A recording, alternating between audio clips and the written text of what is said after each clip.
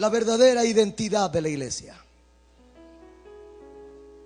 Porque al parecer la iglesia perdió la esencia de lo que realmente es una iglesia. Algunos dicen vamos a la iglesia pensando que la iglesia es un recinto como este. Y un local no es iglesia. Y bien, hay muchos conceptos, especialmente la teología moderna sacó muchos conceptos de lo que significa o debería ser la iglesia. Sin embargo, Jesús en Mateo 16 habla sobre el fundamento y sobre la verdadera identidad de la iglesia, de Él. Porque no es la iglesia de Maranata, no es la iglesia de una organización, es la iglesia de Jesucristo. Es lo que hace que una iglesia sea iglesia.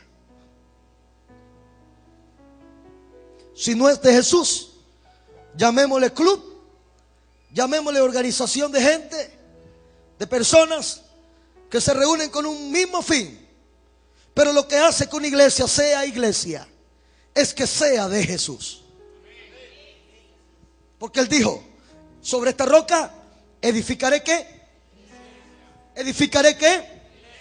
No dijo mi organización, no dijo mi denominación, no dijo mi iglesia. Por eso me cuido siempre de decir mi iglesia, porque no es mía, es de Jesús. Y dice mi Biblia y tu Biblia, y yo también te digo. En la gramática le está refiriendo una verdad absoluta o una verdad importante. Y yo también te digo, o debo decirte algo importante.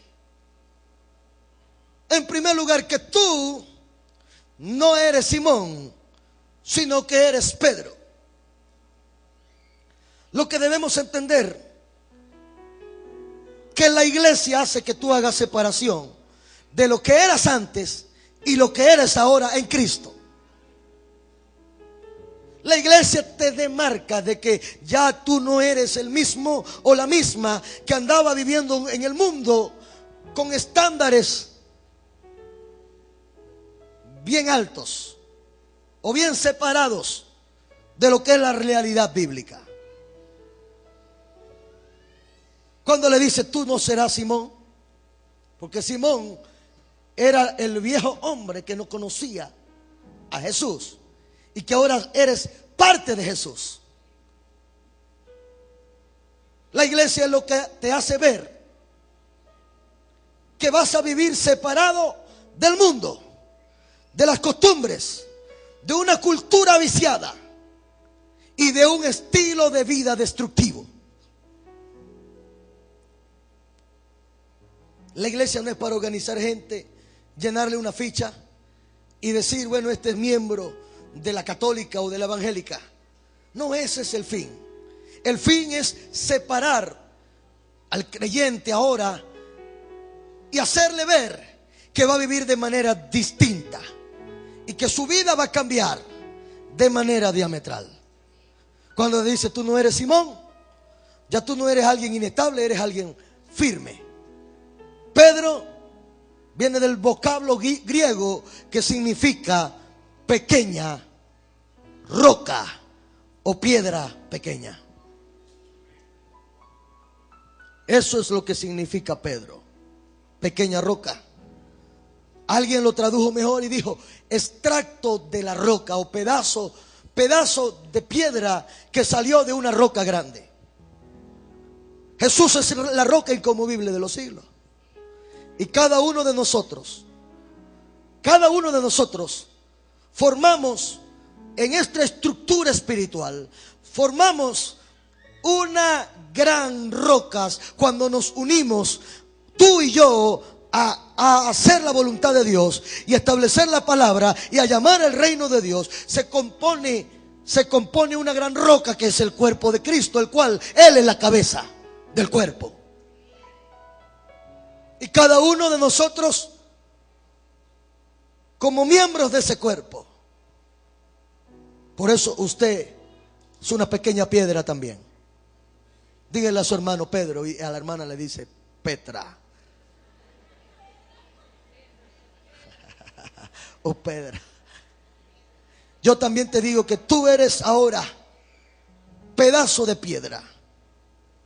Y sobre esta roca, fíjense que roca y piedra no es lo mismo. Roca es grande, piedra es pequeña. Cuando entendemos que una iglesia, para ser iglesia, tiene que conformar la roca, imposible que yo quiera separarme de mi hermano, porque mientras más unido estoy, más roca sólida se manifiesta al mundo. Sobre esta roca edificaré mi iglesia. ¿No le dijo Pedro sobre tu piedrita chiquita? Yo voy a hacer todas las cosas de acuerdo a la revelación que tú tuviste. Ni siquiera es eso. Él está diciendo: tú eres una pequeña piedra, pero necesitas a Juan, a Jacobo, necesitas hasta Judas, que no se había descarriado todavía. Hasta él era necesario para conformar, unidos entre sí.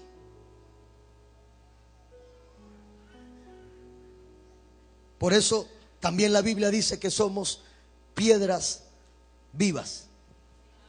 ¿Lo ha leído? Usted es una piedra viva. Y dice la Biblia que la principal piedra de la construcción es la roca angular. ¿Se acuerda? La roca angular, que es Cristo. ¿Usted sabe por qué es angular o triangular? Puntiaguda. Porque es el triángulo perfecto. Padre, Hijo y Espíritu Santo. Padre, Hijo y Espíritu Santo. Y todo lo demás nos componemos alrededor. Pero Él es el fundamento. Nadie puede poner otro fundamento en la iglesia, porque ya Jesús lo puso.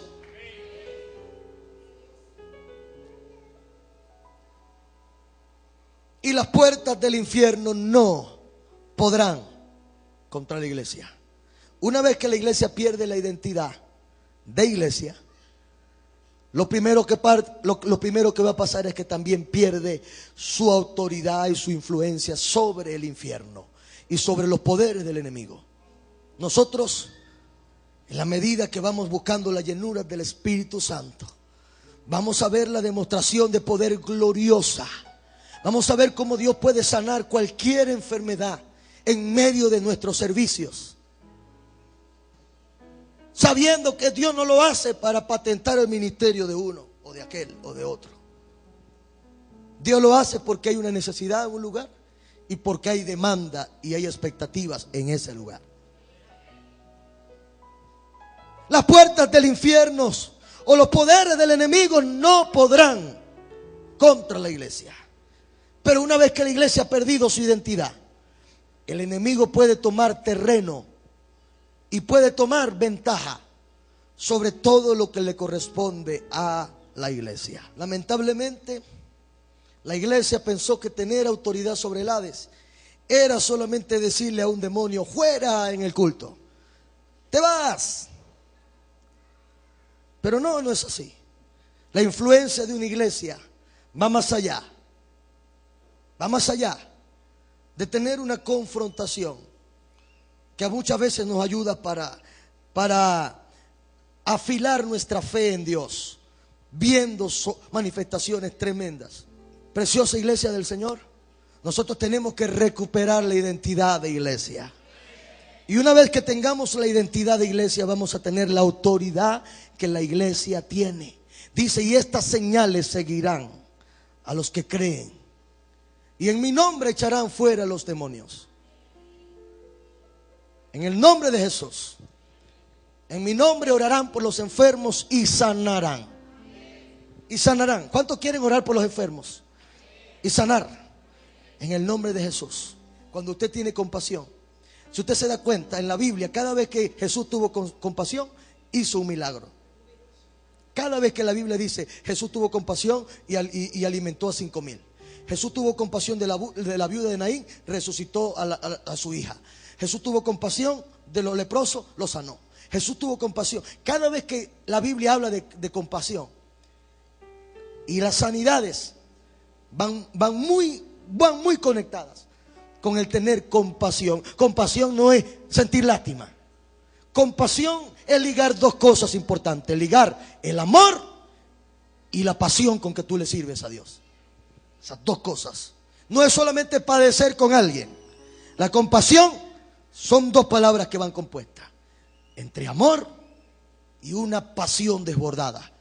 Cuando tú te dueles, cuando tú te indignas porque Satanás tiene esclavizado a alguien, cuando a ti te duele que alguien va a morir por una enfermedad y a ti te duele en tu corazón, es posible que Dios te use porque está moviéndote con compasión.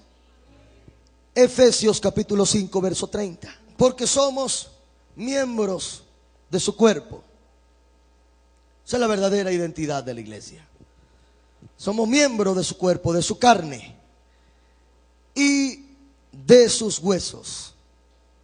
Estamos más conectados a Cristo de lo que usted piensa y se imagina. Nuestra conexión con Jesús no es solamente espiritual, sino que a través de su iglesia nosotros nos conectamos con Él en su carne, en su sangre y en sus huesos. Dios diseñó la iglesia desde la fundación del mundo, desde que creó a Adán y a Eva. Desde ahí viene la iglesia. No fue que se le ocurrió en el Nuevo Testamento y que en el Nuevo Testamento surgió la iglesia. La iglesia tiene que ver con el plan y la visión de Dios a través de familia. Familia es iglesia. Cercanos. Por eso es que usted a su hermano no le dice primo, le dice hermano. Porque somos familia en la fe. Somos una familia en la fe. Cuando Dios creó a Adán y a Eva, lo hace con la finalidad de que haya una comunión entre la familia de Adán y Eva y Dios. Lamentablemente esa comunión de familia fue interrumpida, usted lo sabe. Se metió Satanás y se separó. El hombre quedó separado por una distancia, y por el pecado el hombre se separó de Dios. Sin embargo, Dios sigue insistiendo. Cuando viene el diluvio, cuando Noé, Dios le dice: quiero que te reúnas con tu familia. ¿Cuántos son? 8. Su esposa y sus hijas. Se metieron en el arca y 8 fueron salvos por agua. ¿Por qué? Porque estaban dentro del arca como familia. Como familia. Usted no sabe el poder que tiene una iglesia unida. En la misma forma que un puño se cierra y puede golpear más duro lo que tiene al frente, así una iglesia unida puede destruir todo lo que el diablo ponga enfrente. Ahora bien, quiero dejarles esto porque es bien importante que se lo diga. Esa comunión de familia siempre ha querido ser interrumpida por Satanás. Por Satanás. Una vez que Adán y Eva pecaron, desobedecieron a Dios, salieron del huerto del Edén, o salieron de donde Dios los tenía. El huerto era el plan, el diseño de Dios para que Dios estuviera con ellos, los dirigiera, los bendijera. Y ellos podían multiplicarse, podían hacer todo, pero dentro del espacio que Dios había diseñado para ellos. Hay un texto en la Biblia que la gente lo lee y le pasa por encima, pero en Génesis 6 yo quiero que usted lo lea para que usted vea lo que hay allí. Génesis capítulo 6 verso 1, por favor póngalo en la pantalla.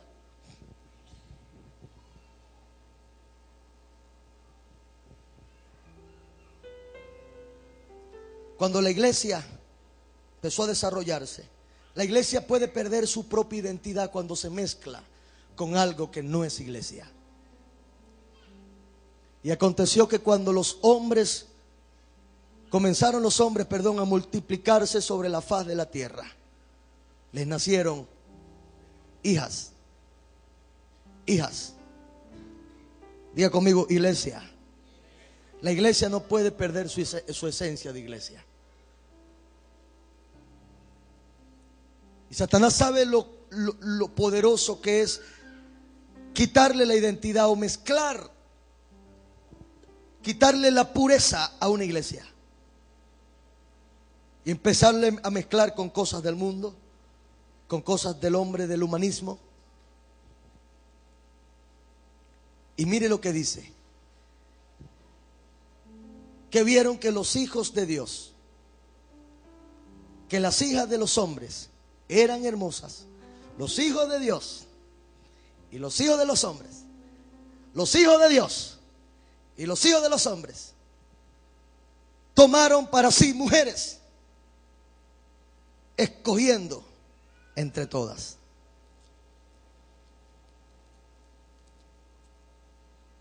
Y es aquí, quiero que me presten mucha atención, porque Satanás sigue haciendo lo mismo, porque él no puede crear algo nuevo. Él no es creador, él no tiene la gracia de crear. Él tiene que seguir imitando patrones que usó una vez y le funcionaron. ¿Se acuerdan que los ángeles que se rebelaron contra Dios se convirtieron en seres espirituales, o sea, demonios? Sin embargo, seguían siendo hijos de Dios, porque Dios los había creado. Y en un punto la humanidad le abrió chance para que los demonios volvieran a tener cercanía. Y estos dos mundos se vuelven a acercar. Se acerca el mundo natural, que es el mundo donde el hombre vive, con el mundo espiritual, que es donde los demonios se mueven. Yo sé que usted va a pegar los ojos así, porque tal vez esto no lo había oído pero esto fue lo que afectó a la humanidad. Después de allí, la maldad en el hombre se multiplicó. Por esa razón Dios dice un día, Dios le dice: yo quiero que destruyas toda la raza de Amalek. Destrúyelos a todos, no te apiades de ellos. Mátalos, a los niños, a los de pecho, a todos. Porque era una raza que estaba contaminada con una influencia demoníaca. Sería muy bueno que usted solamente pecara en el cuerpo, pero el pecado, por eso Jesús le llamó a unos almas adúlteras. Y por eso es que usted tiene que cohibirse de pecar, porque una vez que usted peca, usted se enlaza y se casa con demonios también. Y usted le da derecho a esos demonios para que tengan frutos con usted. Entonces, por primera vez por primera vez lo espiritual se mezcla con lo carnal. Acto seguido, próximo verso. Y dijo Jehová dijo: la verdad que ahora sí, el pecado en el hombre se potenció más. Porque si era desobediente, solamente teniendo una influencia, ahora tienen una raza. Sacaron una raza entre ángeles caídos y seres humanos. Y dijo Jehová: no contenderá mi espíritu con el hombre para siempre, porque ciertamente el hombre es carnes. Y entonces le puso un límite. Dijo: el hombre va a tener que morirse, porque ¿quién aguanta este hombre pecando ya siendo más viejo o siendo inmortal? Es por esa razón que muchas veces las maldiciones generacionales trascienden del abuelo, el papá, los hijos y los nietos, y esa maldición sigue vigente. Póngame el próximo verso, por favor. Y habían, entonces fíjense, ¿se acuerdan que los gigantes eran los más malos, verdad? De ahí viene Goliat. medio humano y medio demonio. Habían gigantes en la tierra en aquellos días. Después también se llegaron. Lo que está diciendo, el hombre fue perdiendo su pureza de hombre y se mezcló y se hizo un híbrido.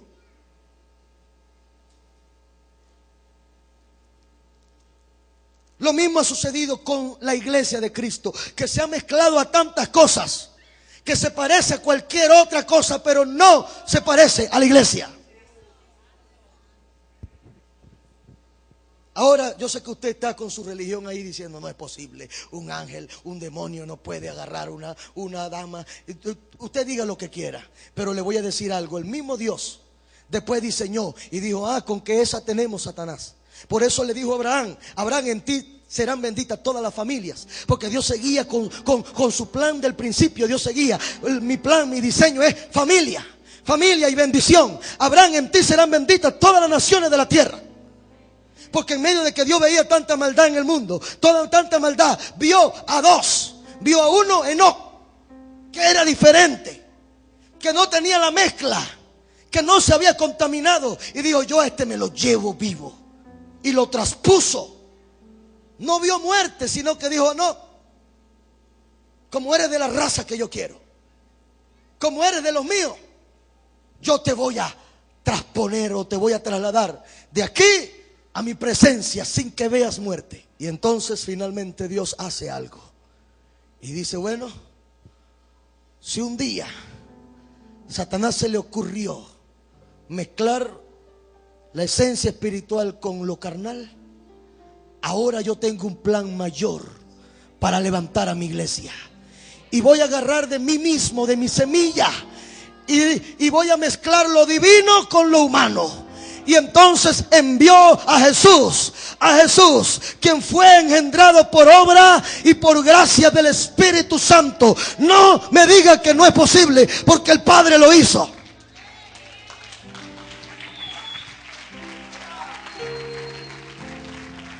Para que surgiera una nueva raza, una nueva genética. Por eso, si algo usted debe saber, y esto es lo que lo puede llevar a usted a tener autoridad sobre los demonios, cuando usted sabe que por su sangre corre la genética de Jesús. De Jesús. A usted le hacen un análisis de su sangre y le examinan lo más mínimo y van a encontrar que usted pertenece a una raza del cielo. Usted tiene la genética de Jesús. Por eso puede mirar a alguien que es poseído por demonios y decirle: mírame, ¿qué está viendo en mí? Y el demonio le dice: veo la genética de Jesús en ti. La veo, porque la tienes. La tienes. Y eso es lo que es la iglesia. La iglesia tiene la genética de Jesús, porque fuimos adoptados. A los que le recibieron, a los que creyeron en su nombre, les dio derecho, les dio potestad, los legitimó. Usted es un hijo legítimo de Dios. Usted es un hijo legítimo de Dios. Y así como hay una raza que se contaminó por el pecado, por la maldad y por Satanás, hay una raza que tiene la genética del cielo. Por eso usted puede decir, no importa que los religiosos le critiquen, usted puede decir: yo soy descendiente de Abraham, porque es mi padre espiritual en la fe. Jesús viene y se mete dentro de la barriga de María, como lo hizo por la obra del Espíritu Santo. Y así como el Espíritu Santo hizo que se metiera Jesús en el vientre, así hace el Espíritu Santo que Jesús se meta dentro de ti. Dentro de ti. Por eso ya no vivo yo, sino que vive Cristo en mí. En mí y en ti. Eso es la iglesia. La iglesia es el depósito donde Cristo quiere meterse.